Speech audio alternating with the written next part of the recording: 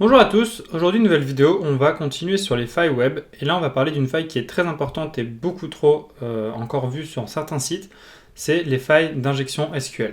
Donc en fait le but ça va être d'injecter dans du code, d'injecter du code SQL directement pour pouvoir faire des requêtes SQL directement à partir d'une interface web ou depuis par exemple en appelant un serveur. Et en fait souvent ce qu'on va utiliser c'est qu'on va utiliser encore une fois des formulaires, donc si les formulaires ils sont pas bien parsés, ce qu'on va pouvoir faire c'est entrer nos propres commandes SQL et donc récupérer la base de données de n'importe quel site. Donc le problème avec ça c'est que évidemment s'il y a une faille SQL sur votre site, ce qu'on peut faire c'est qu'on peut réussir à dump comme on dit une base de données, c'est-à-dire tout récupérer ce qu'il y a sur une base de données, donc tous les mots de passe. C'est pour ça que déjà de base ce qu'il faut faire c'est hacher les mots de passe, comme on a pu le voir dans une précédente vidéo. Mais même s'ils sont hachés, bon, c'est toujours pas bon quand même de pouvoir récupérer la base de données, car si les utilisateurs ont des mots de passe faibles, on pourra toujours réussir à récupérer leurs mots de passe. Donc là, on va passer sur mon écran, donc on est toujours sur DVWA. Donc on va pas voir tous les niveaux possibles d'injection SQL, parce qu'en fait, il y en a énormément et il y a toujours plein de façons, plein de payloads pour réussir à faire une attaque SQL. Donc là, dans cette vidéo-ci, aujourd'hui, on va voir directement de manière manuelle, c'est-à-dire en testant à la main pour trouver une injection SQL. Et ensuite, dans la vidéo de demain, on verra en utilisant un outil d'automatisation qui va donc permettre de trouver les failles SQL directement.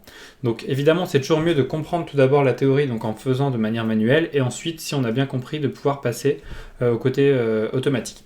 Voilà, donc là on se retrouve sur le côté SQL Injection. Donc on va pas voir pour l'instant les SQL Injection blind. Donc en fait, qui consiste, en fait, on n'a même pas de retour, car là en fait on a un retour. Donc si on regarde, là ici on nous demande un user ID. Donc si par exemple je mets 2, ce qu'il va faire en fait, c'est qu'il va aller chercher dans la base de données l'utilisateur 2 et nous ressortir son prénom et son nom.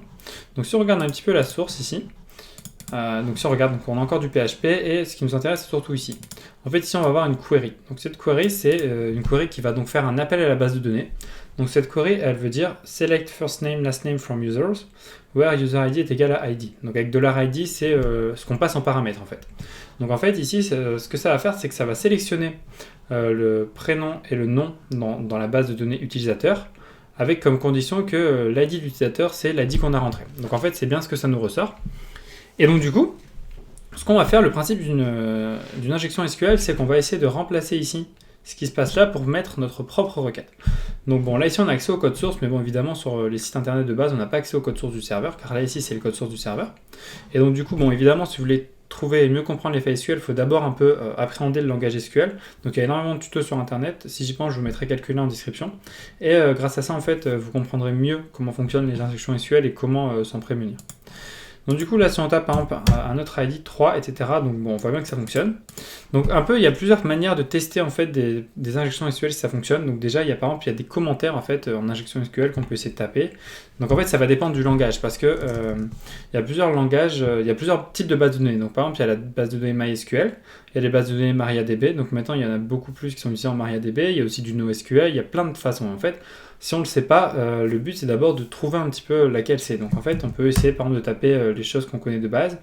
Donc là en mettant un jazz on voit que ça ne fait pas grand chose. Si on met un tiret, pas non plus. Souvent ce qu'il faut essayer de mettre c'est des apostrophes. Ah, et là on voit qu'on a une erreur. Donc là on nous dit qu'on a une erreur dans notre syntaxe SQL. On nous dit de tester donc manuel, etc. Ah, et là on voit qu'on a un serveur qui utilise MariaDB. Donc déjà maintenant on a déjà un peu plus d'informations sur le serveur et on peut par exemple aller faire des recherches pour comprendre et trouver des payloads différents au niveau de MariaDB. Donc bon. Donc en fait souvent l'un des payloads les plus utilisés c'est le 1 égale 1 ou n'importe quoi égale n'importe quoi en fait. En utilisant la syntaxe OU. Donc en fait ce qu'on va faire c'est qu'on va par exemple écrire 3, donc on va dire qu'on va utiliser l'utilisateur 3. Ensuite on ferme l'apostrophe parce que si on regarde ici dans le code source, et qu'on regarde là ici en fait à la fin c'est ID est égal à ID et en fait là ici après ça ferme l'apostrophe. Donc en fait on va le fermer avant et on va entre guillemets crafter une nouvelle requête. Donc du coup regardez, je vais essayer de vous montrer, je vais vous montrer sur Visual Studio Code. Non peut-être pas sur Visual Studio Code, je vais le fermer, hop là, non. On va passer là.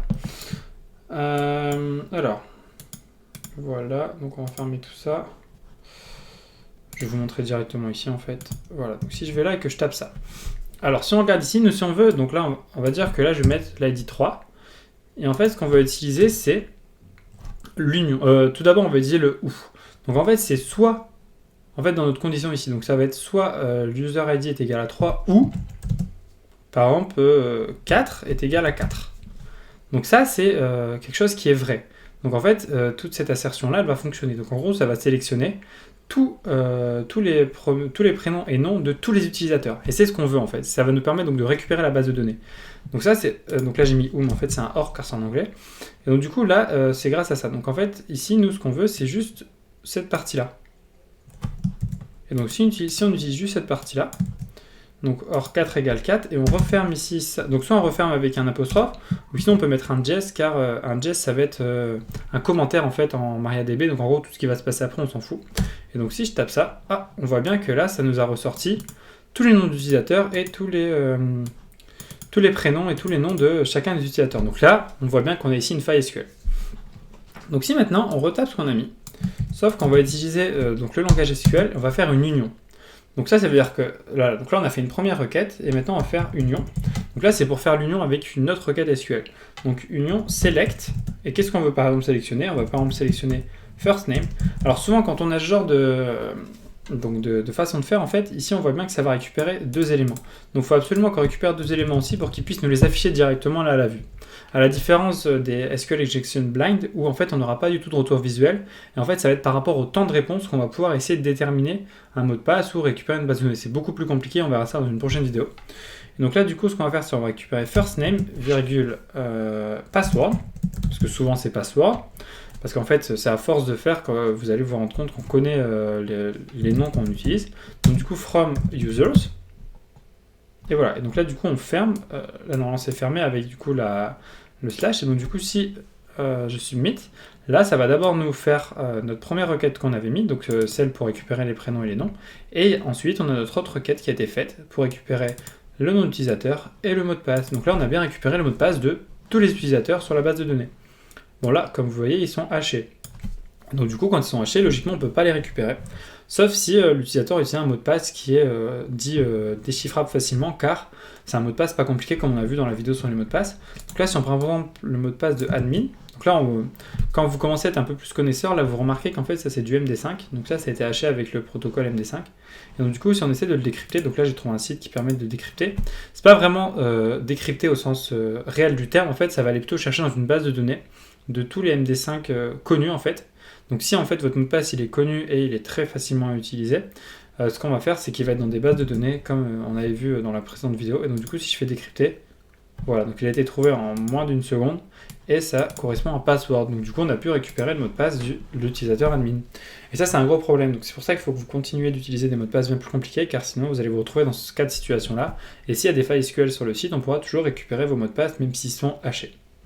Voilà, c'est tout pour cette vidéo. Demain, on va voir à peu près la même chose, mais en utilisant du coup un outil qui va automatiser la chose. Et on verra ça, donc ça s'appelle SQL Map. À demain!